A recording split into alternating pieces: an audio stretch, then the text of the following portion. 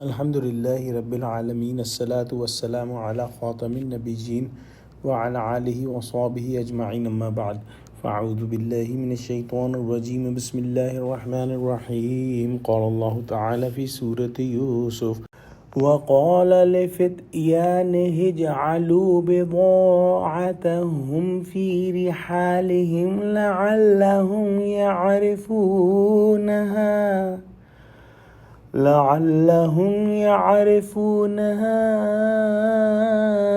إذا انقلبوا إلى أهلهم لعلهم يرجعون۔ ترجمہ: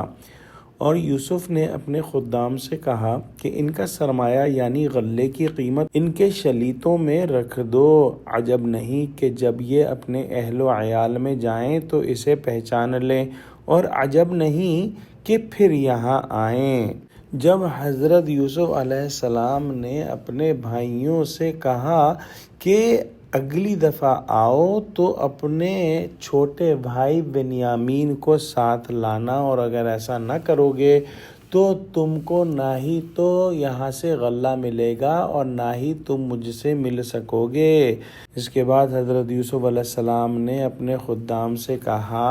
کہ یہ جو سرمایہ لائے تھے غلے کی قیمت کے طور پر، ان کو ان کے شلیتوں میں رکھ دو، یعنی ان کے ساتھ ان کے سامان میں واپس بھیج دو،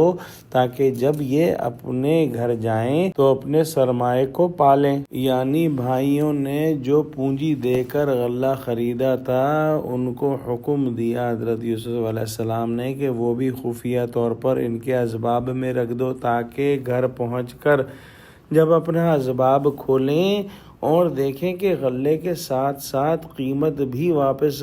دے دی گئی ہے تو دوبارہ ادھر آنے کی ترغیب مزید زیادہ ہو جائے کہ ایسے کریم بادشاہ کہاں ملتے ہیں، اور ممکن ہے قیمت نہ موجود ہونے کی بنا پر دوبارہ آنے سے مجبور رہتے، لہٰذا اس وجہ سے ان کی قیمت بھی ان کو واپس کر دی۔ بعض نے کہا ہے کہ یوسف علیہ السلام نے بھائیوں سے قیمت لینا مروت اور کرم کے خلاف سمجھا، لہٰذا اس وجہ سے ان کی قیمت جو ہے ان کے ساتھ واپس کر دی۔ واللہ عالم۔ دعا کرتے ہیں کہ اللہ سبحانہ و تعالی ہم کو قرآن کا فہم عطا فرما، ہم کو سچوں سے جوڑے اور ہم کو صراط مستقیم پر قائم فرما دے، آمین۔ وآخر دعوانا الحمد للہ رب العالمین، والسلام علیکم ورحمۃ اللہ وبرکاتہ۔